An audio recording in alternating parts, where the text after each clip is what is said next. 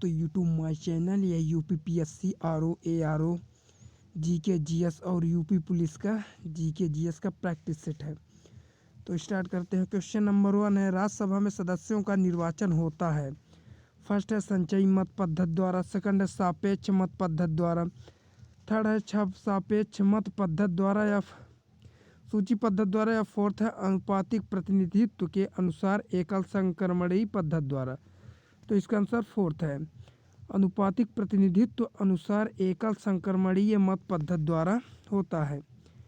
व्याख्या, राज्यसभा के लिए निर्वाचन, राज्यसभा के लिए अप्रत्यक्ष चुनाव होता है। राज्यों का प्रतिनिधित्व करने वाले सदस्यों का चुनाव एकल हस्तांतरणीय मत के द्वारा समानुपातिक प्रतिनिधि प्रणाली के अनुसार राज्य के विधानसभाओं के द्वारा, और जब राज्य क्षेत्रों का प्रतिनिधित्व करने वालों का चुनाव संसद द्वारा कानून के तहत निर्धारित तरीके से होता है। राज्यसभा को भंग नहीं किया जाता। हर द्वितीय वर्ष में इसके 1/3 सदस्य सेवानिवृत्त होते हैं। क्वेश्चन नंबर सेकंड है, राज्यसभाओं में गणपूर्ति कोरम के लिए निर्धारित संख्या है। फर्स्ट है 25, सेकंड 50, थर्ड में 75 या फोर्थ में 100। तो 25 है। राज्यसभा में गणपूर्ति कोरम के लिए सदस्यों की कुल संख्या का 10वां भाग अर्थात 25 सदस्य हैं।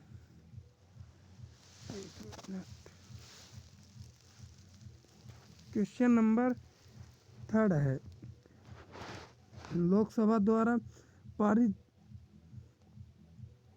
धन विधेयक राज्यसभा द्वारा भी पारित मान लिया जाता है यदि उच्च सदन द्वारा उस पर किसी समय सीमा में कार्य संपादन न कर सके।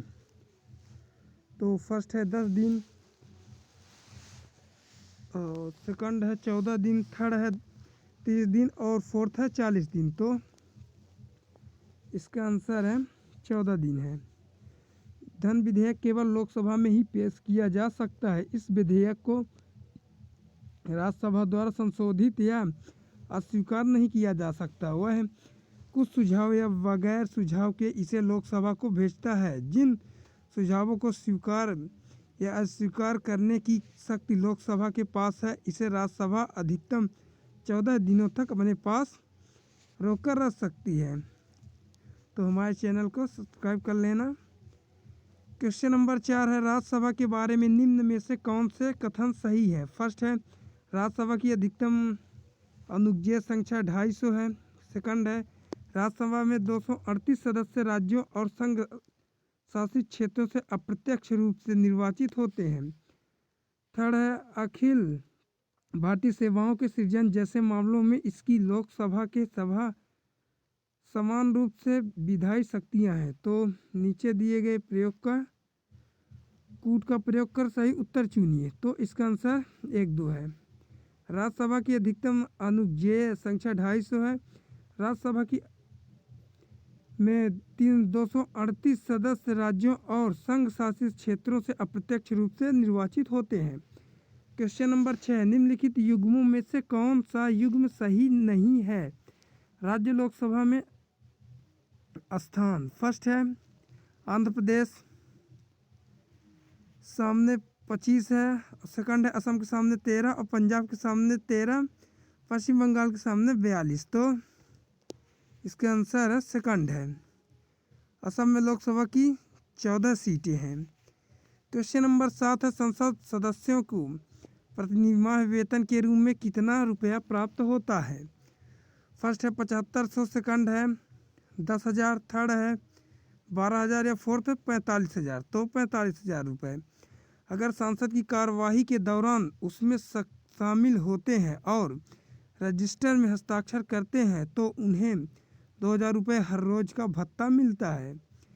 एक सांसद अपने क्षेत्र में कार्य करने के लिए 45,000 रुपये प्रतिमाह भत्ता पाने का हकदार होता है। क्वेश्चन नंबर 8 है, निम्न श्रेणियों में किसके विधेयक को केवल लोकसभा में ही प्रारंभ किया जा सकता है।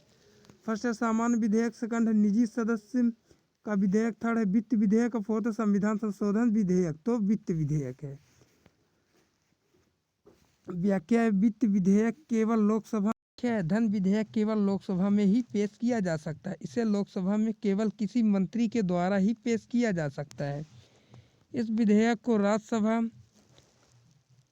द्वारा संशोधित या अस्वीकार नहीं किया जा सकता। वह कुछ सुझाव या बगैर सुझाव के इसे लोकसभा को भेजता है। जिन सुझावों को स्वीकार या अस्वीकार करने की शक्ति लोकसभा के पास है, इसे राज्यसभा अधिकतम 14 दिनों तक अपने पास रोक कर रख सकता है। क्वेश्चन नंबर 9 है शून्यकाल क्या है। फर्स्ट है जब सदन में विपक्ष के प्रस्तावों पर विचार होता है। सेकंड है आराम का समय। थर्ड है जब सदन में अति महत्वपूर्ण मामलों पर विचार होता है। या फोर्थ है जब लोकसभा में भोजन किया जाता है। तो इसका आंसर जब सदन में अति महत्वपूर्ण मामलों पर विचार होता है। व्याख्या है वह अवधि जो 12 बजे से शुरू होती है, यानी प्रश्नकाल के बाद, और दोपहर के भोजन के समय तक जारी रहती है, जो 1 बजे से शुरू होती है, उसे शून्यकाल कहा जाता है। इस अवधि के दौरान सदस्य बिना किसी अनुमति या पूर्व सूचना के सभी प्रकार के प्रश्न पूछ सकते हैं। क्वेश्चन नंबर 10 है मंत्रिमंडल संघीय की बैठक की अध्यक्षता कौन करता है। फर्स्ट है राष्ट्रपति, सेकंड उपराष्ट्रपति, थर्ड लोकसभा, या फोर्थ प्रधानमंत्री। वहाँ लोकसभा अध्यक्ष है, तो इसका आंसर प्रधानमंत्री होगा।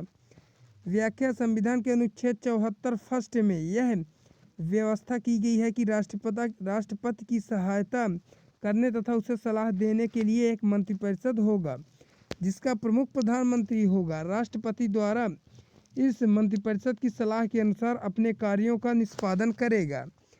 क्वेश्चन नंबर 11 है निम्नलिखित में से कौन 1857 के विद्रोह में अंग्रेजों का सबसे कट्टर विरोधी था। फर्स्ट है मौलवी अहमदुल्ला शाह, सेकंड मौलवी इमदादुल्लाह, और थर्ड है मौलाना उजलेहक और खैराबादी, फोर्थ है नवाब लियाकत अली। तो इसका आंसर फर्स्ट है मौलवी अहमदुल्ला शाह है। क्वेश्चन नंबर 12 है भारतीय स्वतंत्रता आंदोलन का सही सरकारी इतिहासकार था। फर्स्ट है आर.सी. मजूमदार, सेकंड है ताराचंद्र, थर्ड है वी.डी. सावरकर, या फोर्थ है एस.एन. सेन। तो इसका आंसर एस.एन. सेन है। व्याख्या है भारतीय स्वतंत्रता आंदोलन का सरकारी इतिहासकार डॉक्टर एस.एन. सेन था। आर.सी. मजूमदार के इस इनकार कर देने के बाद भारत सरकार ने डॉक्टर एस.एन. सेन को नियुक्त किया, जिन्होंने 1857 नामक पुस्तक लिखी। वी.डी. सावरकर की पुस्तक the Indian war of independence 1857 में से सुनियोजित स्वतंत्रता संग्राम कहा गया। क्वेश्चन नंबर 13 है भारतीय राष्ट्रीय कांग्रेस के 1905 के बनारस अधिवेशन के अध्यक्ष कौन थे। फर्स्ट है सुरेंद्र नाथ बनर्जी, सेकंड है फिरोज शाह मेहता, थर्ड है गोपाल कृष्ण गोखले, या फोर्थ है दिनसा वाचा। तो इसका आंसर गोपाल कृष्ण गोखले। क्वेश्चन व्याख्या है गोपाल कृष्ण गोखले स्वतंत्रता सेनानी, समाज सेवी, विचारक एवं समाज सुधारक और महात्मा गांधी के राजनीतिक गुरु भी थे। महात्मा गांधी के राजनीतिक गुरु कौन थे, तो ये थे गोपाल कृष्ण गोखले। 1905 के बनारस अधिवेशन में ही हो गई थी। जब गोपाल कृष्ण गोखले की अध्यक्षता में अधिवेशन हुआ तो बाल गंगाधर तिलक ने उदारवादियों की याचिका एवं याचना की नीति का कड़ा विरोध किया।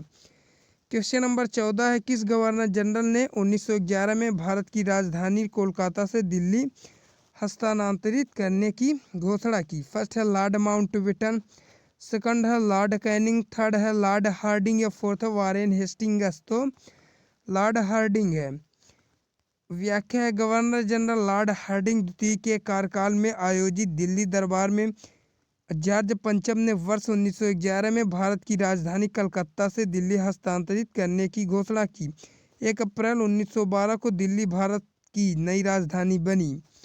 क्वेश्चन नंबर 15 है होम रूल आंदोलन भारत के स्वतंत्रता संग्राम के एक नए चरण के आरंभ का द्योतक था, क्योंकि फर्स्ट है इसने देश के सामने स्वशासन की एक ठोस योजना रखी, सेकंड है आंदोलन का नेतृत्व गांधी जी के हाथ में आ गया, थर्ड है हिंदुओं और मुसलमानों ने एक संयुक्त संघर्ष प्रारंभ किया, फोर्थ है इसने अति उदारवादियों और उदारवादियों के बीच पुनर्बल स्थापित किया?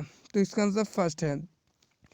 होम रूल आंदोलन। Akhil Bharatiya home rule league एक राष्ट्रीय राजनीतिक संगठन था जिसकी स्थापना 1916 में बाल गंगाधर तिलक द्वारा भारत में स्वशासन के लिए राष्ट्रीय मांग का नेतृत्व करने के लिए होम रूल के नाम के साथ की गई थी। भारत को ब्रिटिश राज्य में एक डोमिनियन का दर्जा प्राप्त करने के लिए ऐसा किया गया था। क्वेश्चन नंबर 16 है, किसने कहा था कि तिलक भारतीय अशांति के जनक है? फर्स्ट है V Chirol, second Louis Fischer, third है वेब मिनल या फोर्थ लॉर्ड रीडिंग? तो इसका आंसर फर्स्ट है। क्या लिखा है? वी चिरोल है। क्वेश्चन नंबर 17, निम्नलिखित में से किस वर्ष में मुस्लिम लीग ने एक पृथक राष्ट्र का संकल्प पाकिस्तान प्रस्ताव स्वीकार किया था? फर्स्ट 1907, सेकंड 1922, थर्ड है 1931 या फोर्थ 1940? तो 1940 में पाकिस्तान ने अलग राज्य बनाए जाने का नेतृत्व मोहम्मद अली जिन्ना ने किया। आगा खां, सलीमुल्लाह इत्यादि ने मुस्लिम लीग के निर्माण में अपना योगदान दिया था। क्वेश्चन नंबर 18 है, भारतीय राष्ट्रीय कांग्रेस के सबसे अधिक समय तक अध्यक्ष कौन रहे? फर्स्ट है अबुल कलाम आज़ाद, सेकंड दादा भाई नौरोजी, थर्ड है डब्ल्यू बनर्जी या फोर्थ है सरदार वल्लभ भाई पटेल? तो अबुल कलाम आज़ाद है। क्वेश्चन नंबर 19 है, स्वराज पार्टी की स्थापना किस वर्ष की गई? फर्स्ट है 1919, सेकंड 1920, थर्ड में 1922 या फोर्थ 1923? तो 1923 में स्वराज पार्टी की स्थापना 9 जनवरी 1923 को की गई। क्वेश्चन नंबर 20 है, भारत के स्वतंत्रता संग्राम के संदर्भ में निम्न घटनाओं पर विचार कीजिए। फर्स्ट है मेरठ षड्यंत्र केस, सेकंड गांधी इरविन समझौता, थर्ड है मैकडोनाल्ड का सांप्रदायिक पंचांग या इन घटनाओं का सही काला अनुक्रम है? तो इसका आंसर फर्स्ट है मेरठ षड्यंत्र केस, फिर गांधी इरविन समझौता, फिर मैकडोनाल्ड का सांप्रदायिक पंचाट। क्वेश्चन नंबर 21 है, पानीपत की तीसरी लड़ाई जो 1761 ईस्वी किनके बीच हुई थी? फर्स्ट है पेशवा बाजीराव सेकंड और अहमद शाह अब्दाली, बी में है बाबर और इब्राहिम लोदी, थर्ड में अकबर और हेमू और फोर्थ में औरंगजेब और तैमूर? तो इसका आंसर फर्स्ट है पेशवा बाजीराव सेकंड और अहमद शाह अब्दाली। पानीपत का तीसरा युद्ध 14 जनवरी 1761 को अहमद शाह अब्दाली और मराठों के बीच लड़ा गया। यह युद्ध 18वीं सदी का सबसे बड़ा युद्ध माना गया। क्वेश्चन नंबर 22 है, गोवा, दमन और दीव का उपनिवेशीकरण मूलतः किया गया था? फर्स्ट है डचों द्वारा, सेकंड अंग्रेजों द्वारा, थर्ड है फ्रांसीसियों द्वारा या फोर्थ है पुर्तगालियों द्वारा? तो पुर्तगालियों द्वारा किया गया था। क्वेश्चन नंबर 23 है, भारत में फ्रांसीसियों ने अपना सबसे पहला कारखाना निम्न स्थानों में से कहाँ लगाया? फर्स्ट सूरत, सेकंड पुलिकट, थर्ड कोचीन या फोर्थ कासिम बाजार? तो सूरत में लगाया। क्वेश्चन नंबर 24 है, निम्नलिखित कथनों पर विचार कीजिए। हिंदू देवी देवताओं तथा मुस्लिम संतों की प्रशंसा में रचित गीतों का संग्रह किताब ए नौरस इब्राहिम आदिल शाह सेकंड द्वारा लिखा गया। सेकंड में भारत में कव्वाली के नाम से जाने वाली संगीत शैली के प्रारंभिक रूप का आरंभक अमीर खुसरो थे। तो उपयुक्त में से कौन सा कथन सही है? फर्स्ट में केवल एक, सेकंड में केवल दो, थर्ड में एक दो और फोर्थ में इनमें से कोई नहीं? तो ये दोनों है। क्वेश्चन नंबर 25 है, निम्नलिखित में से किस मंदिर परिसर में एक भारी भरकम नंदी की पूर्ति, क्या लिखा है, मूर्ति है जिसे भारत की विशालतम नंदी मूर्ति माना जाता है? फर्स्ट है, एक मिनट, बृहदीश्वर मंदिर, सेकंड है लिंगराज मंदिर, थर्ड में कंदरिया महादेव मंदिर और फोर्थ में लेपाक्षी मंदिर? तो इसका आंसर कंदरिया महादेव मंदिर है। क्वेश्चन नंबर 26 है, राष्ट्रकूट साम्राज्य का संस्थापक कौन था? फर्स्ट है दंती दुर्ग, सेकंड है अमोघ वर्ष, थर्ड में गोविंद, थर्ड या फोर्थ में इंद्र, थर्ड है? तो इसका आंसर फर्स्ट है। क्वेश्चन नंबर 27 है, किस राष्ट्रकूट शासक ने रामेश्वरम में विजय स्तंभ एवं देवालय की स्थापना की थी? फर्स्ट है कृष्ण है, फर्स्ट बी में है कृष्ण, सेकंड, थर्ड में कृष्ण, थर्ड और डी में इंद्र, थर्ड? तो इसका आंसर थर्ड है। क्वेश्चन नंबर 28 है, यात्री इब्न बतूता कहाँ से आया था? तो फर्स्ट है मोरक्को, सेकंड फारस, थर्ड तुर्की या फोर्थ मध्य एशिया? तो मोरक्को से आया था। क्वेश्चन नंबर 29 है, दिल्ली पर शासन करने वाली निम्न वंशों का सही क्रम क्या है? फर्स्ट है गुलाम वंश, second Khalji, third Lodhi, fourth में सैयद, और 5 में है तुगलक। तो इसका आंसर सेकंड है। क्वेश्चन नंबर 30 है, भारत में मोहम्मद गौरी ने किसको प्रथम अख्ता प्रदान किया था? फर्स्ट है ताजुद्दीन यलदौज, सेकंड में कुतुबुद्दीन ऐबक, थर्ड में है शमसुद्दीन इल्तुतमिश, फोर्थ में है नासिरुद्दीन कुबाचा। तो इसका आंसर सेकंड है, कुतुबुद्दीन ऐबक है। क्वेश्चन नंबर 31 है, सिकंदर की भारत में सफलता निम्न कारण से थे। फर्स्ट है भारत में तब कोई के केंद्रीय सत्ता नहीं थी, केंद्रीय होना चाहिए। सेकंड में उसकी सत्ता श्रेष्ठ प्रकार की थी। थर्ड में है उसे देशद्रोही भारतीय शासकों का सहयोग मिला। फोर्थ में एक अच्छा प्रशासक था। तो इसका आंसर 1, 2, 3, 4 ये सभी सही है। व्याख्या, भारत में तब कोई केंद्रीय सत्ता नहीं थी। सेकंड में उसकी सेना श्रेष्ठ प्रकार की थी, ये भी सही है। उसे देशद्रोही भारतीय शासकों का सहयोग मिला। और फोर्थ है वह एक अच्छा प्रशासक था। क्वेश्चन नंबर 32 है, निम्नलिखित में से किस राज्य में गणतंत्रात्मक शासन व्यवस्था नहीं थी? फर्स्ट है कपिलवस्तु के शाक्य, सेकंड कुशीनगर के मल्ल, थर्ड में वैशाली के लिच्छवी, और फोर्थ में मगध। तो इसका आंसर मगध में। मगध साम्राज्य में गणतंत्रात्मक शासन का व्यवस्था नहीं थी। क्वेश्चन नंबर 33 है, किसके द्वारा तृतीय बौद्ध संगीत को आरक्षण प्रदान किया गया था? फर्स्ट है कनिष्क, सेकंड अशोक, थर्ड है महा कश्यप, फोर्थ में है उपालि। तो इसका आंसर अशोक है। व्याख्या, तृतीय बौद्ध संगीत का आयोजन 250 से 255 ईसा पूर्व पाटलिपुत्र के अशोक राम नामक स्थान पर हुई थी। संभवतः यह संगीत सम्राट अशोक के संरक्षण में बुलाई गई थी, किंतु अशोक के शिलालेखों में कहीं भी इसका उल्लेख नहीं मिलता। क्वेश्चन नंबर 34 है, गौतम बुद्ध द्वारा भिक्षुणी संघ की स्थापना कहाँ की गई थी? फर्स्ट है सारनाथ में, सेकंड वैशाली, थर्ड कपिलवस्तु, या फोर्थ गया। तो वैशाली में की गई थी। क्वेश्चन नंबर 35 है, भगवान संप्रदाय के विकास में किसका योगदान अत्यधिक था? फर्स्ट है पार्थियन, सेकंड हिंद यूनानी, थर्ड कुषाण, या फोर्थ गुप्त। तो हिंद यूनानी में। क्वेश्चन नंबर 6 टाइपिंग मिस है, प्राचीन भारत के बौद्ध मठों में पवन नामक समारोह आयोजित किया गया था, जो फर्स्ट में संघ परिणति से प्राचीन भारत के बौद्ध मठों में पवन नामक समारोह आयोजित किया जाता था। फर्स्ट है संघ परिनायक और धर्म व विनय विषयों पर एक एक वक्ता को चुनने का अवसर होता था।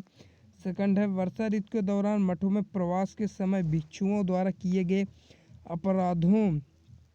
थर्ड है किसी नए व्यक्ति को बौद्ध संघ में प्रवेश देने का समारोह था, जिसमें उसका सिर मुड़वा दिया जाता था और पीले वस्त्र दिए जाते थे। फोर्थ है आषाढ़ की पूर्णिमा के अगले दिन यौद्ध भिक्षुओं को एकत्र होने का अवसर होता था, जब वे वर्षा ऋतु के आगामी 4 महीनों के लिए निश्चित आवास चुनते थे। तो इसका आंसर सेकंड है।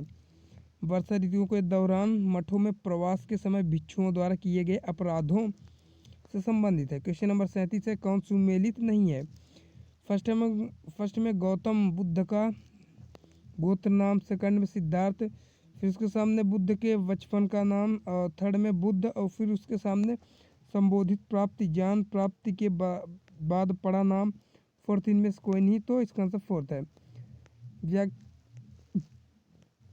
व्याख्या है सुबुद्ध, जिसे बुद्ध ने अपना अंतिम उपदेश दिया।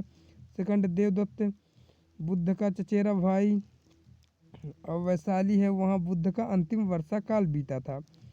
क्वेश्चन नंबर 38 है, अशोक नाम बिहार निम्नलिखित में से किस स्थान पर स्थित है? First Vaishali, second Pataliputra, third Kaushambi, या फोर्थ श्रावस्ती। तो पाटलिपुत्र में स्थित है। क्वेश्चन नंबर 39 है, किसने सहिष्णुता, उदारता और करुणा के त्रिविध आधार पर राजवंशों की स्थापना की? फर्स्ट है अशोक, सेकंड अकबर, थर्ड रणजीत, या फोर्थ शिवाजी। तो इसका आंसर फर्स्ट है अशोक। क्वेश्चन नंबर 40 है, अशोक के शिलालेखों को पढ़ने वाला प्रथम अंग्रेज कौन था? फर्स्ट है John tower, second Harry Smith, third में चार्ल्स मेटकाफ और फोर्थ में जेम्स प्रिंसेस। तो जेम्स प्रिंसेस था। क्वेश्चन नंबर 41 है, भारत में सभी राष्ट्रीयकृत व्यापारिक बैंकों में बचत लेखों पर ब्याज दर का निर्धारण किसके द्वारा किया जाता है? फर्स्ट है भारत के वित्त मंत्री, सेकंड है संघ वित्त आयोग, थर्ड में भारतीय बैंक संघ, फोर्थ में आरबीआई। तो RBI, reserve bank of India. Bharat में सभी राष्ट्रीयकृत व्यापारिक बैंकों में बचत लेखों पर ब्याज दर का निर्धारण आरबीआई के द्वारा किया जाता है। आरबीआई को बैंकों का बैंक कहा जाता है। उल्लेखनीय है कि अक्टूबर 2011 से आरबीआई ने बचत खाते पर दिए जाने वाले ब्याज से नियंत्रण 2 शर्तों के साथ हटा दिया है। क्वेश्चन नंबर 42 है, भारत में राष्ट्रीयकृत बैंकों की संख्या है तो कितनी है? 20 है। भारत में राष्ट्रीयकृत बैंकों की संख्या 19 है। प्रारंभ में 20 बैंक थे, लेकिन क्या लिखा है, the new bank of India का पीएनबी पंजाब नेशनल बैंक में विलय हो जाने से ये संख्या 19 हो गई। परंतु 2000 से आईडीबीआई को राष्ट्रीयकृत बैंकों में सम्मिलित कर लिया गया, जिसमें से ये संख्या पुनः 20 हो गई। क्वेश्चन नंबर 43 है, मौद्रिक और उधार नीति निम्न में से किसके द्वारा घोषित की जाती है? फर्स्ट है केंद्रीय में वित्त मंत्रालय, सेकंड में आरबीआई, थर्ड में एसबीआई और फोर्थ में भारत का योजना आयोग। RBI reserve bank of India और एसबीआई ये है क्या स्टेट बैंक ऑफ इंडिया है। क्वेश्चन नंबर 44 है, निम्नलिखित में से कौन सा भारत में राजकोषीय नीति तैयार करता है? फर्स्ट है योजना आयोग, सेकंड वित्त आयोग, थर्ड आरबीआई, फोर्थ वित्त मंत्रालय। तो वित्त मंत्रालय तैयार करता है। भारत में राजकोषीय नीति तैयार करने की जिम्मेदारी सरकार वित्त मंत्रालय की है, जबकि मौद्रिक नीति बनाने का दायित्व केंद्रीय बैंक आरबीआई निभाता है। क्वेश्चन नंबर 45 है, भारत में केंद्रीय बैंक का कर्तव्य कौन सा बैंक निभाता है? फर्स्ट है Central Bank of India, second है State Bank of India, third में है आरबीआई, फोर्थ में है ए और बी दोनों। तो इसका आंसर आरबीआई भारत का केंद्रीय बैंक है। इसका मुख्यालय मुंबई में है। आरबीआई की स्थापना 1 अप्रैल, यहाँ तो हो गया था ना, अभी नहीं हुआ है, 1 अप्रैल 1935 को अन्य प्रमुख देशों के केंद्रीय बैंकों की रूपरेखा के आधार पर अंशधारियों के बैंक के रूप में हुई थी। 1 जनवरी 1949 को इसका राष्ट्रीयकरण कर दिया गया। रिजर्व बैंक को देश में करेंसी नोटों का निर्गमन एक अधिकार प्राप्त है। क्वेश्चन नंबर 46 है, आरबीआई का राष्ट्रीयकरण किस साल हुआ? तो फर्स्ट में 1948, सेकंड 1945, थर्ड है 1949 या फोर्थ 1947। तो 1949 में किया गया। आरबीआई भारत का केंद्रीय बैंक है। इसकी स्थापना 1 अप्रैल 1935 को की गई। 1 जनवरी 1949 को रिजर्व बैंक का राष्ट्रीयकरण हुआ। क्वेश्चन नंबर 27 है, रिजर्व बैंक का राष्ट्रीयकरण किस साल हुआ? तो यह 1949 में हुआ। आरबीआई भारत का केंद्रीय बैंक है। इसकी स्थापना 1 अप्रैल 1935 को की गई। 1 जनवरी 1949 को रिजर्व बैंक का राष्ट्रीयकरण हुआ। क्वेश्चन नंबर 48 है, भारत में 14 प्रमुख बैंकों का राष्ट्रीयकरण किस वर्ष में किया गया? फर्स्ट है 1967, सेकंड 1968, थर्ड है 1969 या फोर्थ 1971। तो 1969 में किया गया। क्वेश्चन नंबर 49 है, मुद्रास्फीति आय और धन को किसके पक्ष में पुनः वितरित किया गया? तो यह धनवान के मध्य वितरित किया गया। क्वेश्चन नंबर 50 है, देख लेना। ये वीडियो अच्छी लगी तो हमारे चैनल को लाइक और सब्सक्राइब करना। मिलते हैं नेक्स्ट वीडियो में, तब तक के लिए धन्यवाद।